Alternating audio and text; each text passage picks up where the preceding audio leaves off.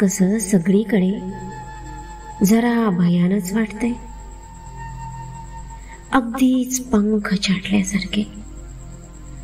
कुणीतरी अचानक बाण मारावा, कुणीतरी अचानक बाण मारावा आणि क्षणभरात आपण घायाळ होत जमिनीवर कोसळावे, धारातीर्थी होत. अगदी तसेच.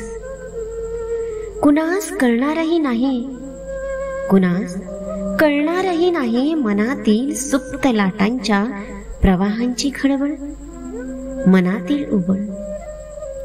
विचार प्रवाहांचे आवेग आदळतात एकमेकांवर. काळोखातल्या वेदनेची नि एकटीपणाची सतत जाणीव करून देत.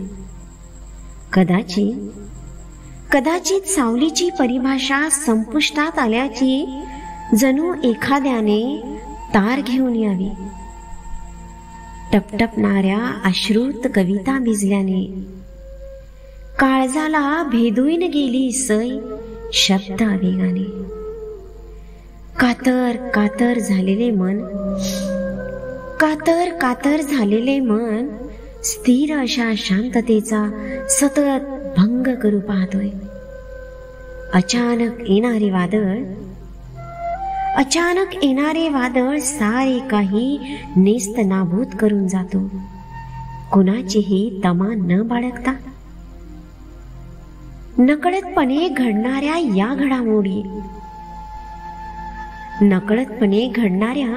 या घडामोडी निश्चिततेची पावती कुठे देऊ शकतात?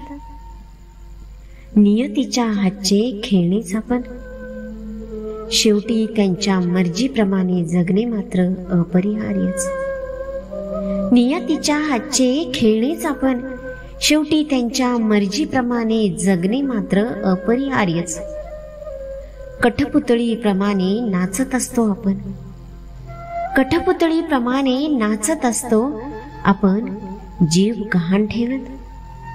जन्म आणि मृत्यू यांच्या न चुकणाऱ्या फेऱ्यात, जन्म आणि मृत्यू यांच्या न चुकणाऱ्या फेऱ्यात जीवनाचे वास्तव स्वीकारत, जीवनाचे वास्तव स्वीकारत. धन्यवाद. आजची रचना आपल्याला कशी वाटली ते लाईक कमेंट्सद्वारे सांगायला विसरू नका. अशाच एका सुंदर कवितेसोबत लवकरच भेटू.